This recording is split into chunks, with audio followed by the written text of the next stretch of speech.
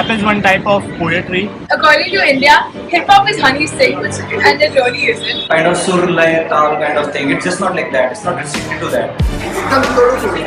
Putting on your swag and just keep on, uttering cool words. Like rappers like Jay-Z, G-Eazy, Eminem. Rapping, also known as emceeing, refers to spoken or chanted rhyming lyrics. It can be delivered over a beat or without accompaniment. It is often associated with and a primary ingredient of hip hop music, but the origins of the phenomenon can be said to predate hip hop culture by centuries. In the 1970s, an underground urban movement known as hip hop began to develop in the South Bronx in New York City, a notorious border with serious levels of unemployment, drug addiction, and violent crimes. It started with New York, and then it started spreading like wildfire. But at one point, hip hop was in a place where everybody wanted to put money in hip hop in US. That's how we want to see it happening in India.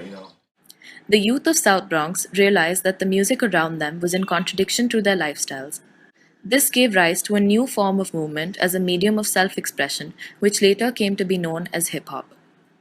Tupac or Snoop Dogg or Rakim, all these guys go back in history. They have done something different. They have created new levels in hip hop, in rap. The new rhyming skills, the different way, the different flows, the different beats that they got. Like Dre has always been a game changer. Say what you say, but give me that bomb beat from Dre. Let me serenade the streets of LA.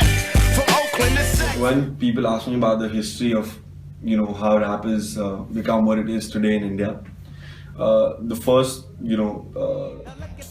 recollection I have of rap is parody, funny kind of shit that came out in Bollywood, that I saw on MTV and stuff. Devang Patel is one of the things that I recollect. But really, I think we only really got a taste of rap music in the late 90s or maybe early 2000s, when we didn't have to rely on Bollywood's version of rap or what they heard and then changed and made their own. But we got to hear what was really happening in the States, which is where rap originated. And I think once we got a taste of that, a lot of individuals, although it wasn't a big movement back then, a lot of individuals in pockets all over India began to take up rapping and try and make something organic, make something that was their own with the art form. And they looked at it, of course, back then as an art form and not as much as a culture. Although the swag or the style, the steez was evident. Like a lot of people, in fact, looked at the style first and then thought, okay, maybe now I have to even rap a little bit to look like a rapper. So, but that happened. But down the line, of course, I think 2004-05 is when Indian rappers really began to get serious with their lyrics, and that's when the underground movement, which I truly consider is where the true lyrical depth came out of, began springing up.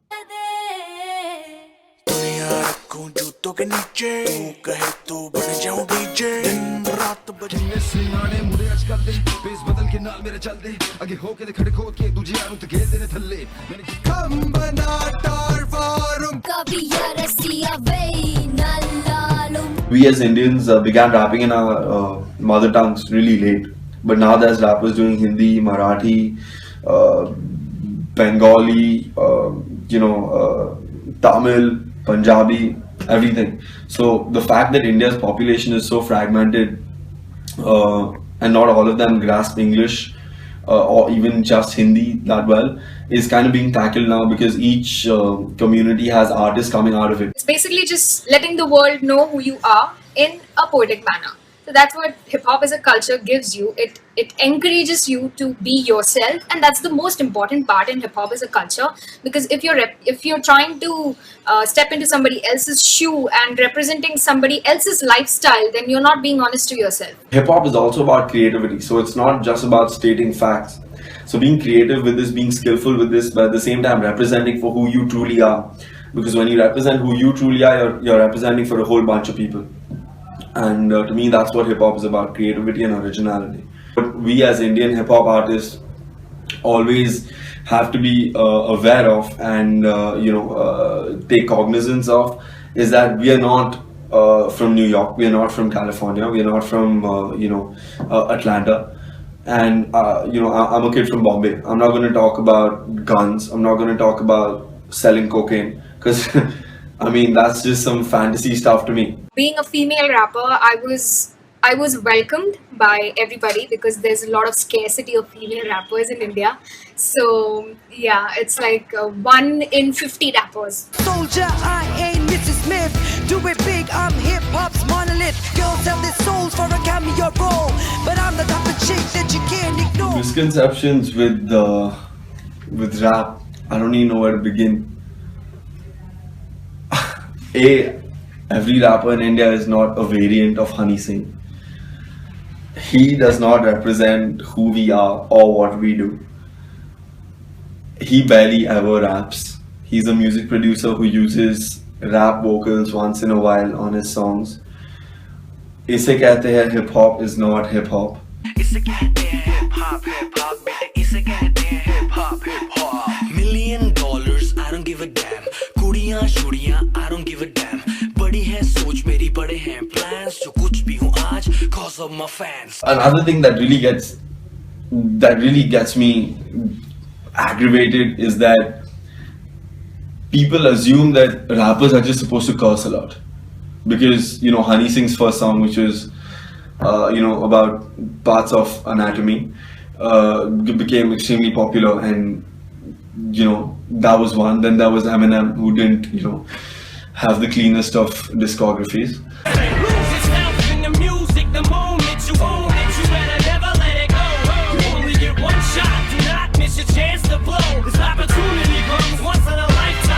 To me, I'm one amongst a whole generation of Indian hip hop artists where our families are listening to what we do, and our families are middle class, they're educated. So they're middle class and they have values and they're educated and they can understand what we're saying.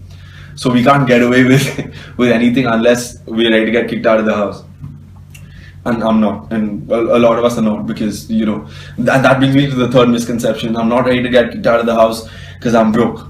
And rappers can be broke. A lot of us are broke, but again, that's the ambition, to not be broke. To make that misconception a truth would be kind of nice. I think one of the biggest misconceptions people have is that rap is something that only happens between a Bollywood song. Rap is not filler. It has its own identity.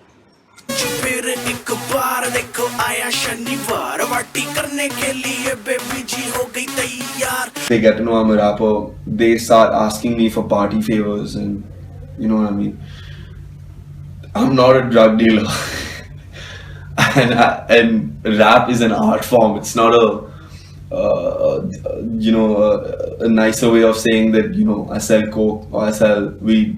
They don't really understand that what we do is poetry first and style and swag and bling later. For them, it's the appearance first and then the music, or then the art.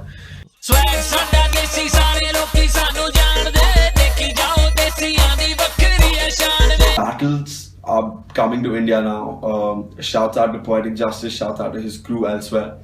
And what they're doing is they're bringing the good of battles to India. A lot of battles in the West turned into talentless, just slugfest, and it didn't make sense to do that kind of stuff in India. We actually met all the rappers from the city.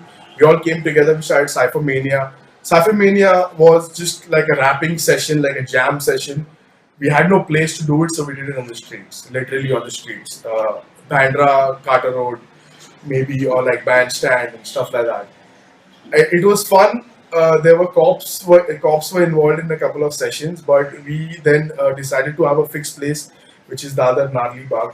My name is the evil. After I'm done, they might make this illegal. I'm the social from birth. Disobeyed my teachers. I don't like you either, and I don't have a reason. It's Mumbai City is always questioning my destiny. As the art form has developed, now Indian artists are a lot more in tune with the level of skill and the kind of skill that you need to really make it as a battler, even on the international scene. So frankly, I see Indians battling, internationally in like 5 to 7 years. I wouldn't be surprised if that happens. Because musically, we are already at a level where we are on par with international artists. Maybe not the J's and M's, but we're not far. Aside from that, I see mainstream rap in India becoming a lot better. I don't think this Honey Singh thing is going to survive for long. It's a parody of itself. Let's be honest. It's not rap in the first place, but there's like we as Indian artists are beginning to figure out a way to make music which is true to ourselves, music which is creative, and music which is popular all at the same time, which is the winning formula. As an artist, I get mixed responses. On stage, a hero. At home, this is nonsense. And I be sitting spitting a bunch of rhymes. And the stupid question gets me all the time. Excuse me, miss, I don't get what you're saying. But I keep nodding to the beat that is playing. No one cares about the rap I be slaying. All they want to see is the degrees I be claiming. This is stupid, the hypocrisy. See, there's a difference between you and me. For someone else, you be standing up and clapping. If your own child does it, all you say is stop it. And I'm sick of this चार लोगों की बातें किसी और के आग में आए घी डालने पढ़ के कौन सा हमें जाना है चांद पे सिर्फ हिप हॉप है दिल में और मंजिल है सामने. Yo, what up, Jai Hind? I hope all of y'all go far, especially Deeksha, Tasneem, Tanya, and Omkar. See, I can rhyme words, string them all, make them sound good. But really, I'm just Indian, don't really try and sound hood. I know y'all here doing this assignment on the culture, but y'all gotta understand one thing. We Indian, what about ours? We gotta keep ours in mind, probably get them intertwined. And when you come out, don't act like someone that you ain't when you spit these rhymes. Me, I'm just spitting my truth when I'm still in the booth. Let them all know that I'm sticking the truth into everybody that's listening to you. So when you come through to me, know you got good questions. My name is Encore. Make sure you keep listening. Don't be stressing. Peace.